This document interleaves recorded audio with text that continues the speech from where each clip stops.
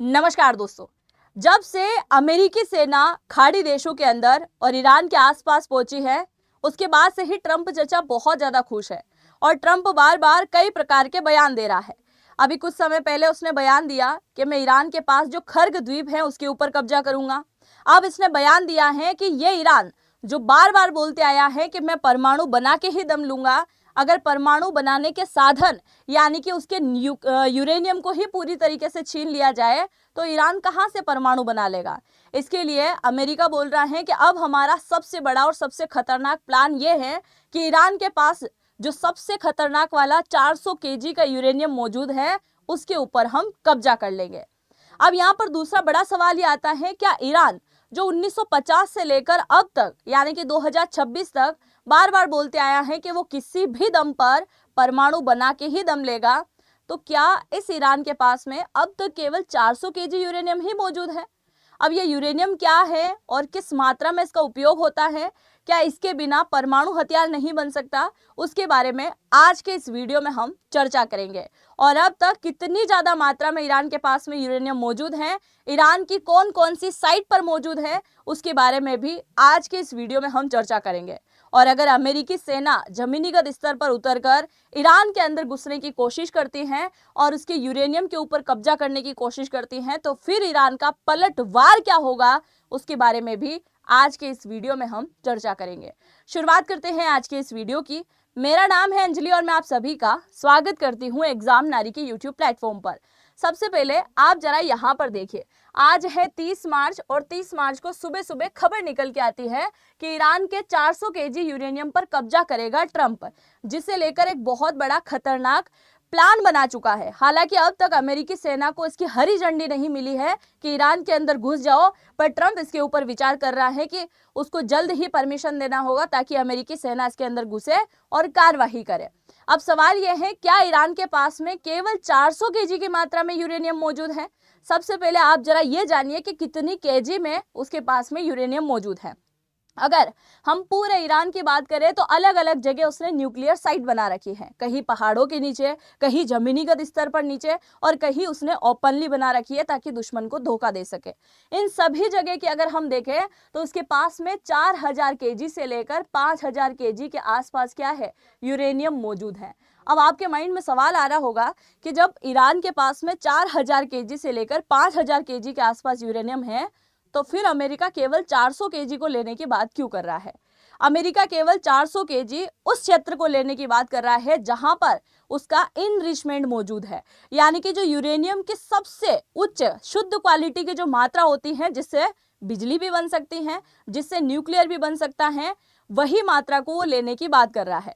यानी कि ये जो 4000 से 5000 केजी की मात्रा में यूरेनियम मौजूद है ना, उनमें से एक बहुत बड़ा स्टॉक जो है वो लो क्वालिटी का है, दूसरा स्टॉक जो आता है वो है मिड क्वालिटी का, और तीसरा जो स्टॉक आता है वो बहुत ज्यादा हाई रिचमेंट वाला है। यानी कि इसी हाई रिचमेंट की अगर हम बात करें तो वो टोटल ईरान के पास में कितना है, 400 केजी के आसपास है, जिसे लेने की बात ये अभी हाल ही में ट्रंप चचा की तरफ से कहा गया। अब 400 केजी का ही क्यों लेने की बात कर रहा है, जरा सुनिए। अगर एक न्यूक्लियर हथियार बनाना है, एक न्यूक्लियर बॉम्ब बनाना है, तो उसके लिए हाई रिचमेंट वाला जो यूरेनियम होता है उसकी मात्रा 40 से 60 केजी होनी चाहिए। यानी कि 40 से 60 केजी यूरेनियम होगा हाई रिचमेंट वाला, तो उससे बनेगा एक न्यूक्लियर। क्या बनेगा? एक न्यूक्लियर बनेगा। और ये हाई रिचमेंट वाले को इसको शुद्ध कर करके ईरान ने बना दिया है 60% का। अब अगर न्यूक्लियर बनाने के लिए, अगर हम न्यूक्लियर की बात करें तो न्यूक्लियर बनाने के लिए सबसे शुद्ध वाला यूरेनियम कितने प्रतिशत का होना चाहिए? तो अगर कोई न्यूक्लियर हथियार बनाना है तो उसके लिए यूरेनियम का हाई रिचमेंट 90% होना चाहिए। यानी कि 90% शुद्धता वाला जो यूरेनियम होता है उससे क्या बन जाता है, परमाणु बन जाता है। और अभी इसको शुद्ध करने की मात्रा में 400 केजी जो शुद्ध किया गया है, क्या वो 90% की मात्रा में पहुंच गया है? अभी तक नहीं पहुंचा है। अभी इन 400 केजी वालों को 60% तक पहुंचा दिया है। केवल 30% ही ईरान इससे दूर है और 30% यूरेनियम संवर्धन को इसको और भी ज्यादा अगर वो शुद्ध कर लेता है तो फिर क्या करेगा, वो परमाणु हथियार यहां पर बना के ही दम लेगा। जिसे लेकर ट्रंप चचा बोल रहा है कि जिससे परमाणु हथियार बनाया जाता है वही चीज अगर हम इससे छीन ले तो फिर इसका परमाणु बनेगा कहाँ से, क्योंकि सबसे इम्पोर्टेंट है यूरेनियम, अगर हम इसे छीन लेंगे तो फिर ये नहीं बना पाएंगे। तो ये भी ट्रंप चचा की एक बहुत बड़ी भूल है कि वो इसे बंद कर पाएगा। हालांकि ऐसा कभी जिंदगी में नहीं होगा, क्योंकि यूरेनियम की एक बहुत बड़ी बड़ी माइंस जो हैं ईरान के अंदर मौजूद है।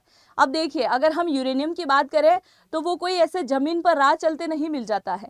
जिस प्रकार से जमीन के अंदर, पहाड़ों के अंदर खनन कर कर हम कोयला निकालते हैं, सोना चांदी निकालते हैं, है ना, और जमीन के अंदर खनन करके हम क्या निकालते हैं, पेट्रोल वगैरह, क्रूड ऑयल जो निकलता है, ऐसे निकलता है। तो इन सभी चीजों को जिस प्रकार से हम जमीन के अंदर से निकालते हैं, ठीक उसी प्रकार से यूरेनियम को भी निकालते हैं। ऐसा नहीं है कि यूरेनियम को निकालते से ही वो सीधा एक पवित्र मात्रा में बन के आएगा, शुद्ध मात्रा में बन के आएगा और सीधा धमाका करेगा, बम बन के आएगा। ऐसा नहीं होगा। जब इसको खदान से छोटी छोटी माइनिंग करके इसको निकाला जाएगा तो उसको कई प्रकार के प्रोसेस से गुजारा जाएगा, तब जाके वो बम बनेगा। अब देखिए, अगर हम बात करें कि यूरेनियम अब तक दुनिया के कौन कौन से देशों के पास में मौजूद है, सबसे पहले आप इसको जान लीजिए, फिर हम जानते हैं कि यूरेनियम को कैसे शुद्ध किया जाता है, कैसे निकाला जाता है, और ईरान ने अब तक ये कौन कौन से देशों से लिया है, किसने मदद करी है, उसके बारे में भी जानेंगे।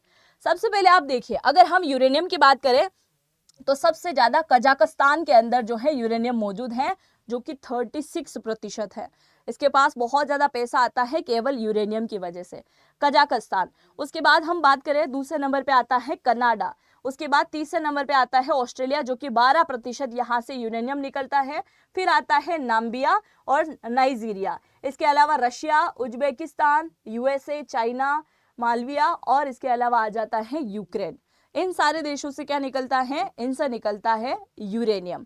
अब हम बात कर लेते हैं कि ईरान के पास में ईरान के पास में कहाँ से न्यूक्लियर बनाने की सारी विधि आई, और यूरेनियम को बहुत ज़्यादा शुद्ध करने की विधि कहाँ से आई, और कहाँ कहाँ से इसने लिया है। सबसे पहले इस प्रकार का होता है यूरेनियम, और यूरेनियम इसने सबसे पहले अपने ही देश से निकाला, है ना। किसकी मदद से निकाला? चाइना और रशिया की मदद से निकाला। किसकी? चाइना और रशिया की मदद से अपने ही देश में इसको निकालना इसने शुरू कर दिया। जब इसे लगा कि उसके पास में उच्च मात्रा का मौजूद नहीं है, तो उसने बहुत पुराने समय में कई सारे देशों के साथ में डील करी थी, यानी कि इंटरनेशनल डील करी, जिसकी वजह से भी इसके पास में यूरेनियम आ गया। और फिर खुद का यूरेनियम और दूसरे देशों से लिए गए यूरेनियम को क्या किया इसने, खुद से ही इनरिचमेंट यानी कि शुद्ध बनाने का, और न्यूक्लियर बने उस तक ले जाने का काम जो है खुद से ही इसने स्टार्ट कर दिया। अब खुद से ही कैसे स्टार्ट किया? देखो, सबसे पहले पहाड़ से निकाला, खनन किया माइनिंग से, जिस प्रकार से हम कोयला निकालते हैं वैसे इसको निकाला। निकालने के बाद इसको प्रोसेस किया, जैसे कि हम क्रूड ऑयल निकालते हैं, उसको प्रोसेस करते हैं, जिसमें से निकलता है ना, जहाज में भरने का ऑयल अलग निकलता है, रास्ता बनाने का जो है सामान वो अलग तरीके से निकलता है, डीजल अलग निकलता है, पेट्रोल अलग निकलता है। तो उस क्रूड ऑयल से हम 7-8 टाइप की नई चीज़ें निकालते हैं। ठीक उसी प्रकार से जब इसको प्रोसेस किया जाता है तो यूरेनियम इस प्रकार के पाउडर में बदल जाता है ना, ऐसा पाउडर यहाँ पर निकल जाता है। और जब वो पाउडर निकल जाता है तो उस पाउडर के अंदर यूरेनियम 235 जो होता है उसकी थोड़ी सी मात्रा को बढ़ा दिया जाता है। जब ये मात्रा बढ़ जाती है और दोनों मिल जाते हैं तो फिर बन जाता है ये बिजली बनाने लायक, यानी कि ये जो यूरेनियम होता है वो बिजली बनाने लायक बन जाता है। और उसको थोड़ा और प्रोसेस किया जाता है, और प्रोसेस करते करते जब ये 90% तक शुद्ध हो जाता है, क्या हो जाता है, 90% तक शुद्ध हो जाता है प्रोसेस करते करते, तो फिर ये बन जाता है परमाणु बम बनाने लायक। अब सवाल ये आता है कि अमेरिका जो अंडरग्राउंड ऑपरेशन करने की बात कर रहा है, और अमेरिका बोल रहा है कि अब वो सैनिक को ईरान के अंदर घुसाएगा, जमीनीगत स्तर पर कार्रवाई करेगा। और जब जमीनीगत स्तर पर कार्रवाई करेगा तो अमेरिका को ये बात बहुत अच्छे से पता है कि ईरान के पास में यूरेनियम कहाँ कहाँ मौजूद है। तो इसके पास में 3 जगह प्रमुख रूप से यूरेनियम मौजूद है, जिसके बारे में सार्वजनिक तरीके से जानकारी उपलब्ध है। अब बहुत सारे लोग ऐसा बोलेंगे कि मैम अमेरिका को अगर नहीं भी पता है तो आप बोल बोल के बता दो कि ईरान में किस जगह न्यूक्लियर का वो सारी चीज़ें हैं। तो ये जो मैं सारा आपको डेटा यहाँ पर दे रही हूँ वो सार्वजनिक तरीके से आपको इंटरनेट के ऊपर मिल जाएगा, वही वाला डेटा मैंने यहाँ पर लिया है। कोई मन से डेटा यहाँ पर नहीं लिया हुआ है, ना किसी देश को भड़काने या बताने का काम यहाँ पर किया जा रहा है।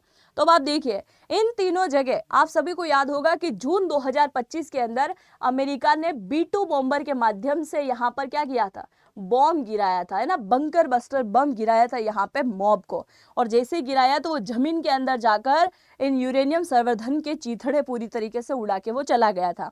आज भी अगर हम बात करें तो ईरान ने सबसे ज़्यादा यूरेनियम यानी कि न्यूक्लियर बनाने वाला सामग्री कहाँ रखा हुआ है, तो पूरे ईरान के अंदर आप घूमोगे तो केवल 3 जगह आपको मिलने वाली हैं। सबसे पहले अगर हम बात करें तो नंताज आता है, दूसरा आता है इस्फहान और तीसरा आता है फोर्डो। इन तीनों जगह पर क्या स्थित है, इसका यूरेनियम मौजूद है और न्यूक्लियर बनाने की सामग्री। एक एक करके जान लेते हैं। अगर हम बात करें फोर्डो की, फोर्डो जो है वो क्या है, एक तरीके से पहाड़ी इलाका है और पहाड़ के नीचे अगर हम देखें तो 90 मीटर की गहराई के अंदर इसने न्यूक्लियर बनाने वाली सामग्री यानी कि यूरेनियम संवर्धन को यहाँ पर रख रखा है, प्लूटोनियम को भी यहाँ पर रख रखा है, कई प्रकार की चीजें यहाँ पर रख रखी है। इसीलिए दुनिया की सबसे सीक्रेट न्यूक्लियर साइट भी इसे कहा जाता है, जहां पर इसने हाई लेवल इनरिचमेंट 80% तक कर लिया था। ये खबर कब मिली थी ईरान को, माफ कीजिएगा, ये खबर अमेरिका को मिली थी जून के महीने में, और जब इसको खबर मिली थी तो उसने यहीं पर B2 बॉम्बर सबसे पहले गिराया था। तो आप जरा देखो कि B2 बॉम्बर से बम गिराने की जरूरत पड़ गई थी, क्योंकि उस समय यूरेनियम संवर्धन का केवल 10% और शुद्धिकरण बाकी था। अगर वो हो जाता तो ईरान आज न्यूक्लियर संपन्न राष्ट्र बन गया होता, क्योंकि 80% हाई लेवल इनरिचमेंट यहीं पर मौजूद है। दूसरा अगर हम बात करें नंताज के बारे में, नंताज की अगर हम बात करें तो यहाँ पर यूरेनियम 60% मौजूद है, वो भी जमीन के नीचे ही मौजूद है। यानी कि फोर्डो जो है पहाड़ पे बसा हुआ है, पहाड़ के नीचे 90 मीटर की गहराई में है। नंताज की अगर हम बात करें तो ये भी जमीन के नीचे है, यानी कि बंकर है एक बहुत बड़ा बना हुआ यहाँ पर है। और फिर हम बात करें इस्फहान की तो ये भी अंडरग्राउंड है। यहाँ पर न्यूक्लियर टेक्नोलॉजी सेंटर मौजूद है ईरान का, और इसके अलावा स्टोरेज भी काफ़ी ज़्यादा मात्रा में है और प्रोसेसिंग भी सबसे ज़्यादा यही करता है। यानी कि पूरे ईरान की पूरे ईरान की ये तीनों जगह ऐसी है जो एक साथ जो है मिलकर काम करती है। यानी कि एक प्रोसेस में लेके आता है, एक शुद्ध करता है और उसके बाद में एक जगह न्यूक्लियर बनाने की प्रोसेस यहाँ पर स्टार्ट हो जाती है। और अब इसी बात को लेकर अमेरिका बोल रहा है कि हम ग्राउंड लेवल पर ऑपरेशन करेंगे। ये ग्राउंड लेवल का जो ऑपरेशन होगा कोई आसान नहीं होने वाला है। पहली बात, ये अमेरिका के जो गोरे लोग हैं इनको यहाँ का ज्योग्राफिकल पार्ट भी समझ में नहीं आने वाला। दूसरी बात, समझ आ भी जाए तो ये यहाँ की जो जलवायु परिवर्तन बहुत ज़्यादा है, क्योंकि अमेरिका का बहुत अलग माहौल है। इधर इलाका जो है वो बिल्कुल रेगिस्तान वाले इलाके हैं, समुद्री इलाके हैं, खारा इलाका है, तो यहाँ का जो टेम्परेचर है वो भी इन्हें सूट नहीं कर पाएगा। अब चलो मान लो ये ऑपरेशन करने के लिए अंदर घुस भी जाते हैं, तो ईरान के गली मोहल्ले हर एक व्यक्ति को पता है कि किस प्रकार का ईरान बना हुआ है। खास करके इनका जो IRGC है उनको तो बहुत अच्छे से पता है कि अमेरिकी सैनिक कौन कौन सी जगह पे घुस सकते हैं। वो अंदर कहीं ना कहीं ठिकाने में बैठे हुए एक एक को करके खत्म कर देंगे। अच्छा चलो, फिर भी ये ऑपरेशन करने के लिए चले जाते हैं, रिस्की ऑपरेशन। तो ये ऑपरेशन कोई 1-2 दिन, 4 दिन, 10 दिन में खत्म नहीं होने वाला। ये ऑपरेशन कम से कम 1 दिन से लेकर 30 दिन तक का समय लग सकता है और इससे भी ज़्यादा समय लग सकता है, क्योंकि पहली बात तो ईरान जमीनीगत स्तर पर अपनी न्यूक्लियर साइट के ऊपर किसी दुश्मन को नहीं पहुंचने देगा। और मान लो फिर भी ये ईरान के अंदर एंट्री कर जाते हैं तो ईरान की जितनी भी मिसाइलें हैं, जितने भी ड्रोन सिस्टम हैं, वो पूरी तरीके से एक्टिव हो जाएंगे। क्योंकि आज ही ईरान के विदेश मंत्री अब्बास अरागची की तरफ से स्टेटमेंट आया था कि अमेरिका चाहे कितना भी गिड़गिड़ा ले, जब तक हम नहीं सोचेंगे तब तक इस युद्ध को खत्म नहीं करेंगे। और वो इसी प्रकार की चेतावनी हमको दे रहा है कि हम परमाणु साइट पर अटैक कर देंगे, तुम्हारे यूरेनियम जहां पर है वहां अटैक कर देंगे।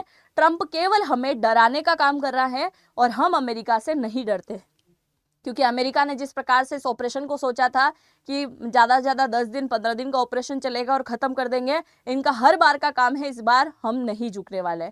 तो इस प्रकार का स्टेटमेंट उनका लगातार आ रहा है। अब देखने वाली बात ये होगी कि अमेरिकी सेना किस प्रकार से ऑपरेशन करने के लिए जाती है, और अगर ये ऑपरेशन करने के लिए घुस भी जाते हैं तो बहुत खतरनाक तरीके से ईरान जो है यहाँ पर पलटवार करने वाला है।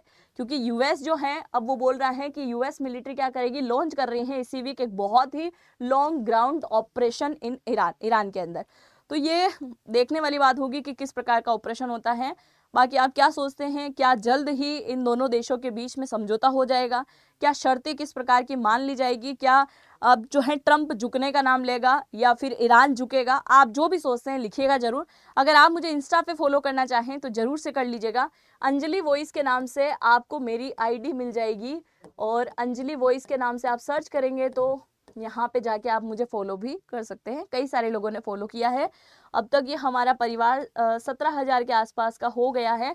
तो आई होप आपको आप अगर फॉलो करना चाहें तो यहाँ पे फॉलो कर सकते हैं। और अगर आप जनरेटिव एआई को सीखना चाहते हैं, इसी वीडियो के कमेंट सेक्शन में पहला कमेंट मैंने पिन कर रखा है एग्जाम नारी के नाम से, उस पर जाके टैप कीजिएगा, नाम, मोबाइल नंबर, ईमेल आईडी डालना है और डिस्काउंट प्राप्त करने के लिए नारी 100 कोड का आपको इस्तेमाल करना है, जिससे आपको डिस्काउंट मिल जाएगा। मिलता है नेक्स्ट वीडियो में, तब तक के लिए जय हिंद, जय भारत।